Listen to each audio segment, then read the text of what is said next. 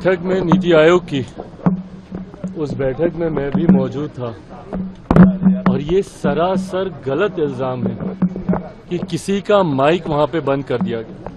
पहली बात तो जब ये विपक्ष बोलता है कि माइक बंद कर दे, उस माइक का कंट्रोल वहां पे बैठे किसी भी व्यक्ति के हाथ में नहीं होता है, उस व्यक्ति के खुद के हाथ में होता है।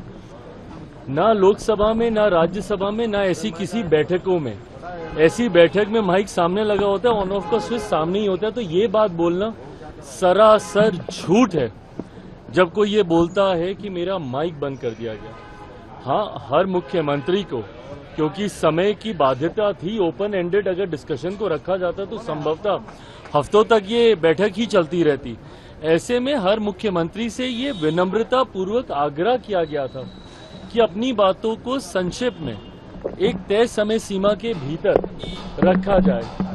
जब वो समय सीमा पूरी हुई, सिर्फ एक रिमाइंडर के तौर पर उनको जरूर, जैसे तमाम मुख्यमंत्री को दोबारा से नोटिफाई किया गया कि भाई आपका समय समाप्त हो रहा है, इस तरीके से। बट उसके बाद जिस तरीके से बंगाल की मुख्यमंत्री ममता बनर्जी जी एकदम से उत्तेजित होकर उस बैठक को बीच में ही छोड़कर चली गई, मुझे लगता है ये आचरण गलत है। अगर आपको अपनी बात को रखना भी है, कोई नाराजगी भी है, तो आप वहीं पे रखती ना, बोलती कि अभी मुझे और बोलना है, मुझे और कहना है। हम सब वहां पर मौजूद थे। प्रधानमंत्री जी स्वयं उनको सुनना चाहते थे, वित्त मंत्री जी स्वयं वहां पे मौजूद थी, वो भी चाहती थी कि भैया क्या बजट को लेकर वो अपनी बातों को रख रही हैं। बट जिस तरीके से उनका आचरण था, इससे ऐसा लगता है कि विपक्ष की पहले से ही ये सोची समझी एक रणनीति का ये हिस्सा था कि वो जाएंगी, हंगामा खड़ा करेंगी और नीति आयोग जिस मकसद के साथ हम लोग वहां पर बैठे थे, उसके मकसद को डाइवर्ट कर सिर्फ अपनी ओर पूरा ध्यान केंद्रित करने के उद्देश्य से ये इस तरीके की कार्रवाई की गई है। कांग्रेस के साथ 4 सीएम ने बैठक को अटेंड नहीं किया, कहा बॉयकॉट कर दिया और उन्होंने कहा कि हमारे साथ बाकी स्टेट के साथ नाइंसाफी हुई है जिस तरीके से बजट आया है। भाई मेरी समझ के परे है। अगर आपको ऐसा लगता भी है, किसी भी राज्य को अगर ऐसा लगता है कि उनके साथ नाइंसाफी हुई है, तो यही वो उचित फोरम है ना। नीति आयोग की बैठक ही वो मंच है जहां पर जाकर आप प्रधानमंत्री जी के समक्ष अपनी शिकायतों को आप रख सकते थे। इस मंच पर जाकर अपना ऐतराज आप दर्ज करा सकते थे, अपनी आपत्ति आप दर्ज करा सकते थे। और जो लोग ये बोलते हैं कि हम लोग के साथ भेदभाव हुआ, पहली बार देश में एक ऐसा बजट एक लंबे समय के बाद देखने को मिला जिसने पिछले 10 सालों में देश की मजबूत होती अर्थव्यवस्था का लाभ जनता को पहुंचाने का काम किया। इसमें जहां प्रमुखता से देश के गरीबों का जिक्र किया गया, अन्नदाता का जिक्र किया गया, नारी शक्ति का जिक्र किया गया, युवा शक्ति का इसमें जिक्र किया गया। ये ऐसे सेक्टर्स हैं जिसमें प्रमुखता से उनको लाभ पहुंचाने के लिए योजनाओं की और राशि की घोषणा की गई।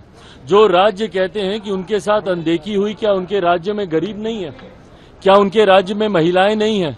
क्या उनके राज्य में किसान नहीं है? क्या उनके राज्य में गरीब वर्ग से आने वाले युवा हो, महिलाएं हो, किसान हो, क्या ये लोग नहीं है?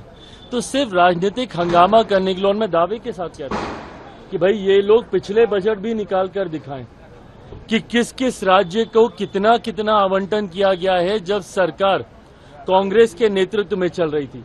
यूपीए की सरकार हो या उसके पहले की सरकार हो, कितने राज्यों का जिक्र किया गया।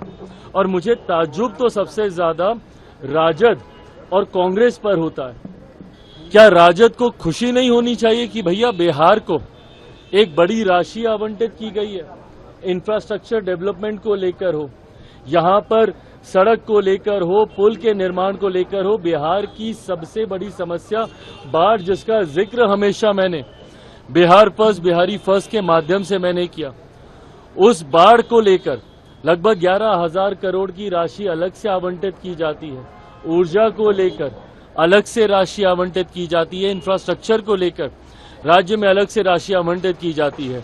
तो भैया अगर बिहार जैसा राज्य, जिसके लिए लंबे समय से हम लोग भी मांग करते थे भैया कि बिहार को विशेष राज्य का दर्जा मिलना चाहिए, बट स्पेशल कैटेगरी स्टेटस जब तक नहीं मिलता है, ये मांग भी हम लोग की थी कि बिहार को एक स्पेशल पैकेज मिलना चाहिए।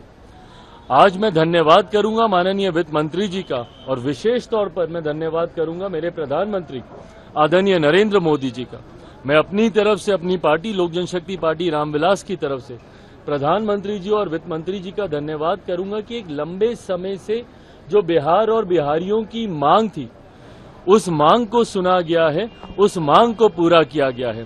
अगर इस पर भी अगर राजद और कांग्रेस को अगर ऐतराज है, तो ये वही लोग हैं जो कतई बिहार का विकास नहीं चाहते हैं।